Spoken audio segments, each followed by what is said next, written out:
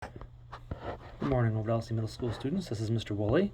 And remember, the information contained in this video is intended to be viewed only by the students in Mr. Woolley's classroom. By watching this video, you agree that you will not record or share the video with anyone who's not a student in Mr. Woolley's classroom. Alright, what we're going to do is we're going to take a look at some review questions from lessons 1 through 6, some extra examples or samples here. So first up, combine like terms in the following expression. We got 6x minus 8 plus 4x plus 15. So the 6x plus the 4x gives me 10x. A negative 8 and a positive 15 gives me a plus 7. So 10x plus 7. Number 2, find the sum of this grouping and this grouping. Now the sum means addition, so I'm going to put them together and add them. And what I'll do is I'll get the parentheses away, so just everything being adding is just going to stay as is, except I'm going to add negative 10 individually and a 2 individually. So 12m plus a negative 10 gives me a positive 2 of the m's. And then p's, 3 p's, that's all I have is just 3 of the p's. And a negative 4 and a positive 2 give me a negative 2.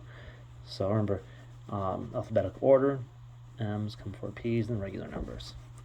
Next up, number 3, find the result when 7k minus 4 is subtracted from 5k. So it means the 5k comes first and this comes after. So if I have 5k minus this grouping, that minus applies to everything in here. It's going to force everything really to become its opposite. So 5k minus 7k minus a negative becomes a plus 4. So 5k minus 7k becomes a negative 2k, and the plus 4 is just a plus 4.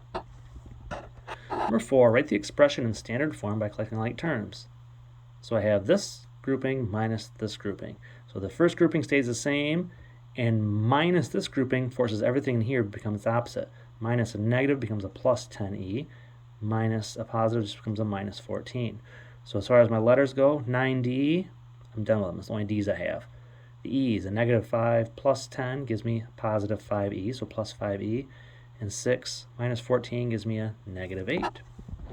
Next up, true or false. 6 times 3h plus 8 times 2j plus 4 times n times 3 equals 18h minus 16j plus 12n. Well, 6 times 3h gives me 18h. 8 times 2 gives me plus 16j. And then 4 times 3 gives me 12 times n, which is 12n. These are not equivalent, though, because of right here, the minus 16j and the plus 16j make it false. True or false? 45r divided by 9r equals 5. Well, let's stack it up and try it out. 45r divided by 9r. Well, the r's cancel each other out, and all you're left with is 45 divided by 9, which is 5, and that's true. Next up, number 7, distribute when necessary, then collect like terms. Now I got to distribute here. I'm going to treat this like it's a negative 2. A negative 2 times 5 gives me a negative 10. A negative 2 times a positive 3u, supposed to be a u there, gives me a negative 6u.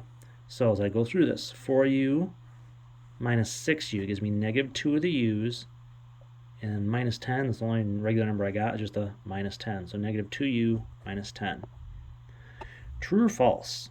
If I wrote 3x plus 15y plus 6 as the product of two factors, I would divide each term by 3 first, making the final answer 3 times, then parentheses, x plus 5y plus 2.